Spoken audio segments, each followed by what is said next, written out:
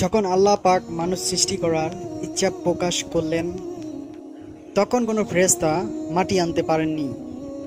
হযরত জিবরাইল আলাইহিস সালাম বললেন, আল্লাহ, আমি এই কাজটি করতে চাই। আল্লাহ তাআলার আদেশে তিনি পৃথিবীতে এসে 3 ধরনের মাটি সংগ্রহ করলেন: লাল, সাদা এবং কালো। এই মাটিগুলো মক্কা ও তায়েব শহরের মাঝামাঝি অবস্থানে রাখা হয়েছিল। দীর্ঘদিন আল্লাহ তাআলার আদেশে সেই মাটিগুলো প্রস্তুত হয়ে গেল। এরপর আল্লাহ আদম আলাইহিস সালামের আকৃতি তৈরি করে 40 বছর পর্যন্ত জান্নাতে রেখে দিলেন। তখন ফেরেশতাগণ এই মূর্তিটিকে দেখতে থাকে আর ভাবে কিভাবে সে চলবে, আর কিভাবে কথা বলবে, আর কিভাবে জীবিত হবে।